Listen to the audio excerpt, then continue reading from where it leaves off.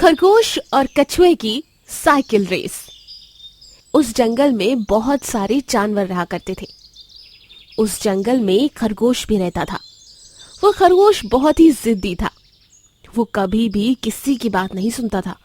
एक बार वो कछुए के साथ रेस लगाना चाहता था।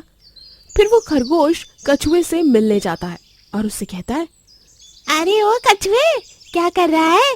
चल कुछ धमाल करते हैं। क्यों ना हम दोनों अपनी नई रेस लगाएं।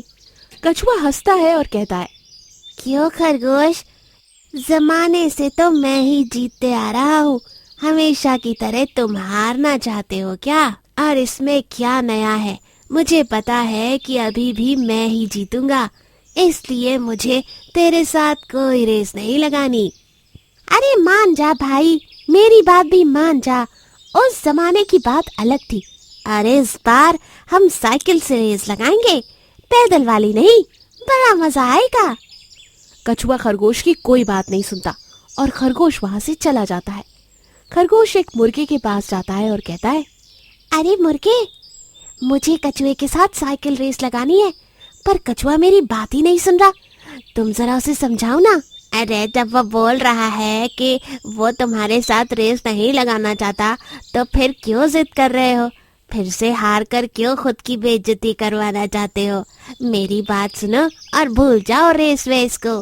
अरे इसी चलन को तो बदलना है, उस कछुए को हरा के। और इसके लिए रेस तो लगाना जरूरी है ना। खरगोश मुर्गे की भी कोई बात नहीं सुनता और उसे कछुए को समझाने के लिए भेज देता है। मुर्गा भी कछुए के पास जाता है और उसे समझाने लगता है, अरे कछुए भाई, ये जो रेस है ना, ये कुछ अलग है। पहले जैसी पैदल नहीं है, साइकिल रेस है। मान जा अब तू और रेडी हो जा रेस के लिए। कछुआ रेस के लिए तैयार हो जाता है। रेस के दिन जंगल में बाकी सारे जानवर भी रेस देखने के लिए आते हैं। कछुआ और खरगोश अपनी साइकिल पर सवार होते हैं और थोड़ी ही देर में रेस चालू होती है। कछुआ धीरे धीरे आगे बढ़ने लगता है। खरगोश भी उसके पीछे पीछे रहता है। इस बार खरगोश को पूरा यकीन था कि रेस वही जीतने वाला है। कुछ देर बाद खरगोश कछुए से आगे निकलता है। तब जंगल के बाकी जानवर खरगोश को सताने लगते हैं और बहुत सारे लाल लाल गाजर उसके सामने डाल देते हैं। खरगोश के मुंह में पानी आ जाता है। वो मुड़कर देखता है तो कछुआ बहुत पीछे रहता है। वो सोचता है, अरे कछुआ तो बहुत पीछे है, उसके आने तक एक दो गाजर खा लेता हूँ। ऐसा सोचकर खरगोश गाजर खाने बैठ जाता है। तब तक कछुआ आता है और थोड़ा सामने से निकल जाता है। तब मुर्गा खरगोश से कहता है, अरे बेवकूफ, गाजर खाने बैठा है, वो देख कछुआ आगे जा रहा है। चल छोड़ इन गाजरों को और रेस चालू कर। अरे वो कछुआ तो धीरे धीरे जाता है, तुम घबराओ मत, मैं आसानी से कछुए को पीछे कर दूंगा। ऐसा कहकर खरगोश गाजर खाने लगता है। पूरे गाजर खत्म किए बगैर वो वहां से हटता ही नहीं। खरगोश के गाजर खाने तक कछुआ फाइनल पॉइंट तक पहुंच जाता है और इस वक्त खरगोश अपनी रेस चालू करता है। पर बहुत ज्यादा गाजर खाने की वजह से उसका पेट भर जाता है और उससे साइकिल ही नहीं चलती और खरगोश वो रेस फिर से हार जाता है और एक बार फिर से कछुआ साइकिल रेस भी जीतता है। तब मुर्गा कहता है, सब तुझे समझा रहे थे पर तू नहीं माना, और मेरी बात भी तूने नहीं मानी, गाजर खाने बैठ गया। सारे जानवर खरगोश के ऊपर हंसते हैं। तब खरगोश कहता है, अरे इस बार भी मैं अपनी जिद और खाने की लालच में हार गया, मुझे सब माफ कर दो। जादुई घंटी, जलपरी और बंदर। एक बहुत घना जंगल था। इस जंगल में तरह तरह के जानवर रहते थे। सभी सुख चैन से रहा करते थे। उसी वन में एक रॉबी नाम का बंदर रहता था। उस जंगल में अन्य जो भी जानवर रहते थे वो रॉबी की बड़ी तारीफ करते थे, क्योंकि रॉबी सबकी मदद करता था। वो हाथी को ताजे फल तोड़ने में मदद करता, नन्हे हिरण को संभालता जब माँ हिरण बाहर होती। रॉबी का घर नदी के किनारे स्थित था। एक बड़ा और मजबूत पेड़, उसी पर रॉबी रहा करता था। हर जानवर जानता था कि अगर रॉबी कहीं नहीं मिला तो वो पेड़ पर बैठकर जरूर अपनी बांसुरी बजा रहा होगा और अपने दिन का आनंद ले रहा होगा।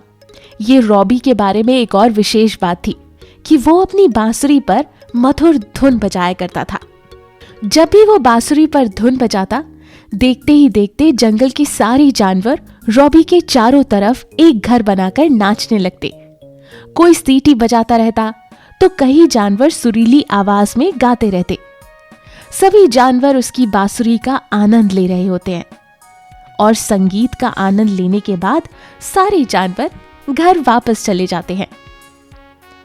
अगला दिन रॉबी पेड़ पर बैठकर बांसुरी बजा रहा था। तभी अचानक से उसे किसी की चीख सुनाई पड़ी। कोई चिल्ला रहा था, बचाओ बचाओ। रॉबी ने सिर उठाकर इधर उधर देखा। एक मछली जाल में फंस गई थी और चिल्ला रही थी। रॉबी नीचे उतरते ही बोला, घबराओ मत, मैं अभी तुम्हें बचाता हूँ। रॉबी को देखकर पहले तो मछली घबरा गई। मछली अपना डर भूल गई और रॉबी को डबडबाई आंखों से देखने लगी। रॉबी ने पूरी मेहनत से उसके जाल से उसे बाहर निकालकर आजाद कर दिया। जैसे ही मछली आजाद हो गई, वो तुरंत एक जादुई जलपरी में बदल गई। शुक्रिया, तुम मेरे दोस्त हो। आज तुमने मुझे मौत से बचाया। मैं तुम्हारी आभारी हूँ। रॉबी, तुम एक नेक दिल के बंदर हो। तुम हर जानवर की मदद करते हो बिना सोचे। आज के जमाने में तुम जैसे अच्छे बंदर कहीं नहीं मिलते। ये लो, इसे धन्यवाद के उपहार के रूप में स्वीकार करो। क्या है? घंटी? ये कोई साधारण घंटी नहीं है, ये एक जादुई घंटी है। जब भी तुम इसे बजाओगे, आकाश से तुम्हें ताजे फल बारिश के रूप में गिरते हुए मिलेंगे। वाह, मस्त! ये तो जादुई घंटी मेरी मदद करेगी और जंगल के सभी बाकी जानवरों की भी। मगर एक बात ध्यान रखना, इस घंटी को केवल एक बार बजाना। ठीक है, मैं इसे याद रखूंगा। शुक्रिया जलपरी। रॉबी जादुई घंटी को लेकर जंगल की ओर भागा अपने दोस्त को मिलने के लिए और जोर जोर से अपने दोस्त को बुलाना शुरू किया। अरे ओ हाथी राजा, अरे सुअर भैया, हिरनी मामी, अरे सब जल्दी बाहर आओ। अरे क्या बात है रॉबी? हिरन ने पूछा। रॉबी ने पूरी घटना अपने दोस्तों को सुनाई। सभी जानवर हैरान हो गए। वो इस बात पर विश्वास ही नहीं कर रहे थे कि एक जादुई जलपरी ने ऐसी कोई जादुई घंटी दी थी। मैं जादुई घंटी के बारे में अधिक उत्साहित नहीं हूँ। क्या ये काम करेगी? क्यों ना तुम इसे एक बार इस्तेमाल करके देखो। सभी जानवर ये देखने के लिए उत्साहित थे कि जादुई घंटी कैसे काम करती है। रॉबी भी उत्साहित था। उसने एक ही बार में घंटी बजाई और तुरंत फल नीचे गिरने लगे। वो थे केले, तरबूज, संतरे, सेब, अंगूर और कई तरह के फल जो आकाश से गिर रहे थे। सभी जानवर खुश हो गए और सभी जानवर खूब मस्ती करने लगे। सभी जानवरों ने जी भरकर सारे फल खाए, मगर रॉबी को मिला एक छोटा सा सेब। अभी ताजे फल को ढूंढने की जरूरत नहीं, सुअर भाई ने बोला। रॉबी हर रोज अपना जादुई घंटी यूं ही बजाएगा और हमें फल मिलने लगेंगे। इस तरह कई दिन चलते गए। सभी जानवर रॉबी के आधार पर शुरू हो गए। एक दोपहर रॉबी पेड़ पर झूला झूल रहा था। उसने कुछ ही दूर पर एक केले का बड़ा पेड़ देखा।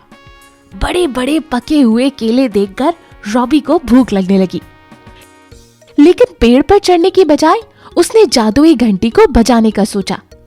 अभी आसमान से ताजे फल खाता हूँ, इस पेड़ के बारे में बाद में सोचूंगा। और उसने जादुई घंटी बजाना शुरू कर दिया, मगर फल नीचे नहीं गिरे। ये क्या हुआ? क्या ये जादुई घंटी काम करना बंद कर चुकी है? ओह, शायद मैं सुबह एक बार घंटी बजा चुका था। तभी उसे याद आया कि वो सुबह एक बार घंटी बजा चुका था। उसे जलपरी की कही बात याद आई। रॉबी को अब भूख लग रही थी। तभी रास्ते में उसे आराम करता हुआ सुअर दिखा। रॉबी ने सुअर से पूछा, अरे सुअर भैया, कुछ फल बचे हैं क्या? मुझे बहुत भूख लग रही है। मैं सुबह एक बार घंटी बजा चुका हूँ, इसलिए दोबारा नहीं बजा सकता। अरे नहीं भैया, मैंने तो सारे फल खा लिए। बहुत स्वादिष्ट थे। माफ करना, पर एक भी नहीं बचा। सुअर की बात को सुनकर रॉबी को बहुत गुस्सा आया।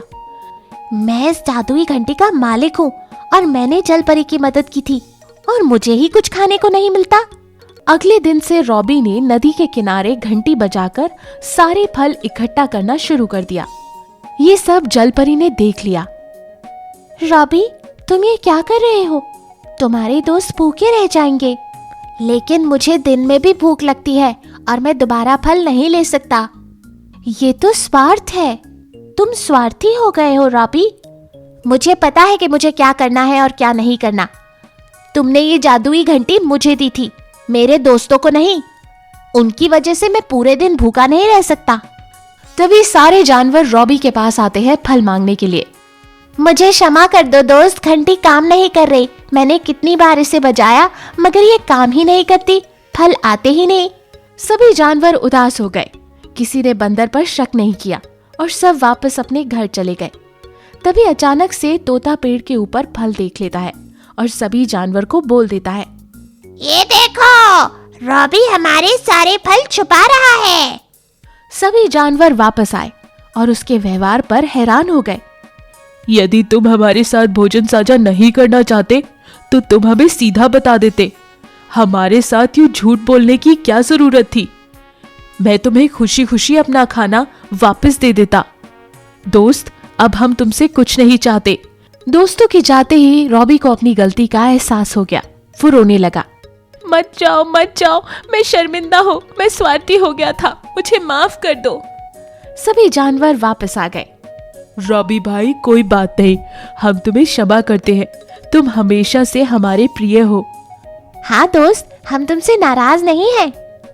और रॉबी ऊपर जाकर अपना फल नीचे फेंकने लगता है और सभी दोस्त मिलजुल कर ताजे फल खाते हैं।